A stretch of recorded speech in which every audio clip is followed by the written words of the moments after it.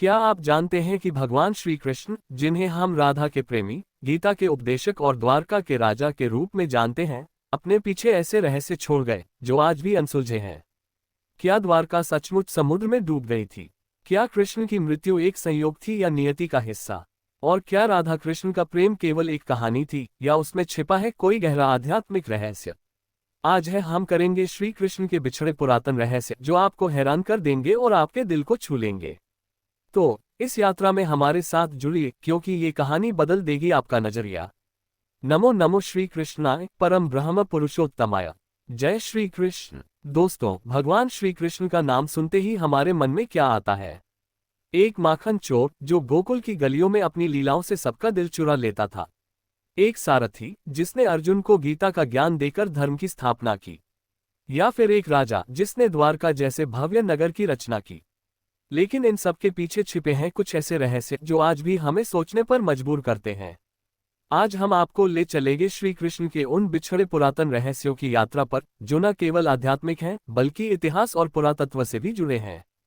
तैयार हैं? श्री कृष्ण केवल एक देवता नहीं बल्कि एक ऐसी शक्ति है जिन्होंने द्वापर युग में अपने जीवन के हर पहलू से मानवता को प्रेरित किया।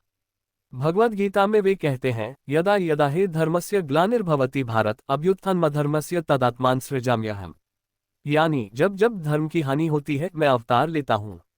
लेकिन क्या आपने कभी सोचा कि कृष्ण का अवतार केवल धर्म की स्थापना के लिए था या इसके पीछे कुछ और गहरे रहस्य भी छिपे थे?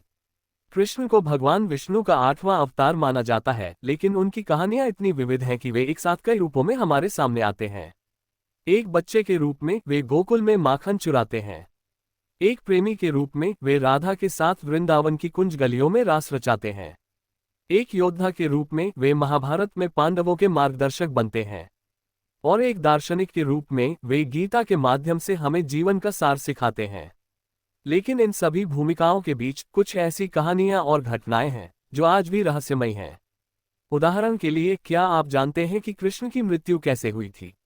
क्या यह एक सामान्य दुर्घटना थी या इसके पीछे कोई गहरा आध्यात्मिक कारण था? क्या द्वारका जिसे कृष्ण ने बसाया था वाकई समुद्र में डूब गई थी? और अगर हाँ, तो इसके अवशेष आज कहाँ हैं? और सबसे बड़ा सवाल, राधा और कृष्ण का प्रेम जो हर भक्त के दिल को छूता है, उसका अंत क्यों नहीं हुआ? आइए इन सवालों के जवाब ढूंढने की कोशिश करते हैं। इन रहस्यों को समझने के लिए हमें श्रीमद् भागवत पुराण, महाभारत और हरिवंश पुराण जैसे ग्रंथों में जाना होगा। साथ ही आधुनिक पुरातत्व और वैज्ञानिक खोजें भी हमें कुछ सुराग देती हैं। लेकिन सबसे पहले आइए बात करते हैं कृष्ण के जन्म और बचपन की, जहां से इन रहस्यों की शुरुआत होती है। श्री कृष्ण का जन्म अपने आप में एक चमत्कार था। मथुरा के कारागार में कंस के अत्याचारों के बीच वसुदेव और देवकी की 8वीं संतान के रूप में कृष्ण का जन्म हुआ। लेकिन क्या ये जन्म केवल एक घटना थी या इसके पीछे कोई गहरा उद्देश्य था? श्रीमद् भागवत पुराण के अनुसार जब कृष्ण का जन्म हुआ तो कारागार के ताले अपने आप खुल गए, पहरेदार सो गए और यमुना नदी ने वसुदेव को रास्ता दे दिया। क्या ये सब संयोग था या यह एक दैवीय योजना का हिस्सा था? कृष्ण को जन्म के तुरंत बाद गोकुल में नंद और यशोदा के पास ले जाया गया और उनकी जगह एक कन्या को कंस के सामने पेश किया गया। जब कंस ने उस कन्या को मारने की कोशिश की तो वह योगमाया के रूप में प्रकट हुई और कंस को चेतावनी दी कि उसका काल जीवित है। इस घटना में कई सवाल उठते हैं। क्या योगमाया ने सचमुच कंस को चेतावनी दी थी या ये कृष्ण की लीला का हिस्सा था? और अगर कृष्ण विष्णु के अवतार थे तो क्या उनका जन्म और बचपन भी एक लीला मात्र था? गोकुल में कृष्ण की बाल लीलाएं तो और भी रहस्यमयी हैं। पूतना का वध, शकटासुर का नाश और गोवर्धन पर्वत को उठाना, ये सभी घटनाएं सामान्य मानव के लिए असंभव हैं। लेकिन क्या ये केवल मिथक है या इनमें कोई गहरा प्रतीकात्मक अर्थ छिपा है?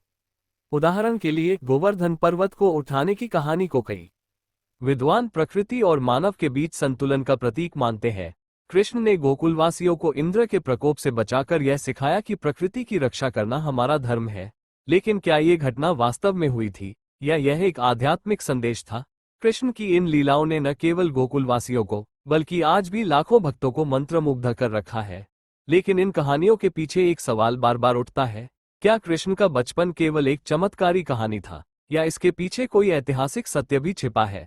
आधुनिक पुरातत्वविदों ने वृंदावन और मथुरा में कुछ ऐसी खोजें की है जो इन कहानियों को ऐतिहासिक आधार दे सकती है। एक श्री कृष्ण से जुड़े कई रहस्य हैं जो आज भी दुनिया से छिपे हुए हैं। वहीं उनसे जुड़े कुछ सबूत हैं जो आज भी धरती के कुछ स्थानों पर मौजूद हैं और इस बात को दर्शाते हैं कि श्री कृष्ण की जिन लीलाओं का उल्लेख शास्त्रों में मिलता है, धर्म ग्रंथों में मिलता है, वह पूर्णतः सत्य है। ज्योतिष एक्सपर्ट डॉक्टर राधाकांत वत्स ने हमें उन्हें साक्ष्यों के बारे में कुछ दिलचस्प बातें बताईं जो आज हम आपके साथ साझा करने जा रहे हैं। श्री कृष्ण के जन्म का सबूत। श्री कृष्ण के होने के कई पुरातात्विक प्रमाण मिलते हैं जिनके अनुसार 97 साल पहले गताश्रम टीला में एक शिला मिली थी। इस शिला को श्री कृष्ण के जन्म का पुरातत्व में पहला प्रमाण माना जाता है। ये शिला 1917 में मथुरा के विश्राम घाट में हुई एक खुदाई के दौरान मिली थी। इस शिलापट में कैसे श्री कृष्ण और सूरत की कथा के पिता वासुदेव जी उन्हें यमुना की तीव्र धारा के बीच में से मथुरा से गोकुल ले जा रहे हैं, ये चित्रित हुआ है। शिलापट से जुड़ी खास बात यह है कि खुदाई में मिली यह शिलापट 2000 वर्ष से भी पुरानी मानी जाती है। श्री कृष्ण द्वारा गोवर्धन लीला का सबूत। मथुरा के विश्राम घाट में एक और शिलापट मिला था जो कृष्ण द्वारा रची गई गोवर्धन लीला के सबूत के तौर पर देखा जाता है। श्री कृष्ण ने गोकुल की रक्षा और इंद्र का घमंड दूर करने के लिए गोवर्धन पर्वत को अपने हाथ की सबसे छोटी उंगली पर उठाया था। इस दूसरे शिलापट में उसी घटना का चित्रण किया गया है।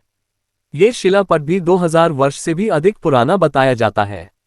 श्री राधा कृष्ण की लीलाओं का सबूत। श्री राधा कृष्ण के प्रेम दर्शाते वाले कई मंदिर ऐसे मिल जाएंगे जो इस बात को प्रमाणित करते हैं कि श्री कृष्ण भी हैं, श्री राधा रानी भी हैं और श्री राधा कृष्ण के प्रेम की लीलाएं भी सर्वतः सत्य हैं। इन्हीं में से एक है निधिवन। जो लोग निधिवन के महत्व को नहीं जानते वह इसे भूतिया स्थान बताते हैं। वहीं जिन्हें इस स्थान की महिमा पता है उन्हें इस बात का आभास है कि यहाँ आज भी कृष्ण और राधा रास रचाने आते हैं। अब इस स्थान की महिमा वैज्ञानिकों द्वारा भी मानी जाने लगी है। श्री कृष्ण के अर्जुन को गीता उपदेश देने का सबूत। श्री कृष्ण का गीता उपदेश सत्य है, इस बात का प्रमाण खुद भगवत गीता पढ़ने के लाभ है जो घर घर में लोगों द्वारा न सिर्फ पढ़ी जाती है बल्कि वैज्ञानिकों के कई शोध का आधार भी गीता ही होती है। मात्र भारत में ही नहीं बल्कि अब कई देशों में गीता का पाठ पढ़ाया जाता है और इस महान ग्रंथ में छिपे वैज्ञानिक आधारों पर शोध किया जाता है।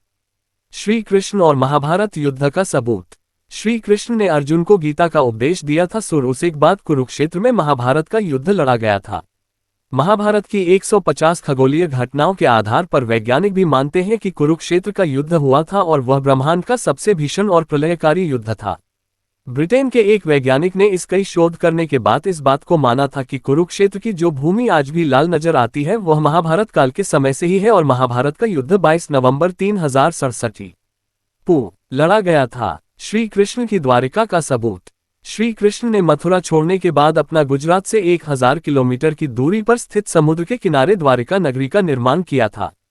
इसी कारण से श्री कृष्ण द्वारिकाधीश कहलाए। अक्सर द्वारिका के होने पर सवाल खड़े होते रहे हैं, लेकिन भारतीय नौसेना और पुरातत्व विभाग ने अपनी समुद्र के अंदर गहरी खोज के दौरान इस बात के कई साक्ष्य दुनिया के सामने रखे कि श्री कृष्ण की नगरी द्वारिका आज भी समुद्र के भीतर मौजूद है।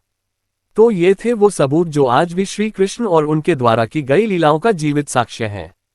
अगर आपको ये स्टोरी अच्छी लगी हो तो इसे फेसबुक पर जरूर शेयर करें और इसी तरह के अन्य लेख पढ़ने के लिए जुड़ी रहें आपकी अपने श्री कृष्णा टीवी के साथ। आपका इस बारे में क्या ख्याल है, हमें कमेंट बॉक्स में जरूर बताएं और चैनल को सब्सक्राइब जरूर करें।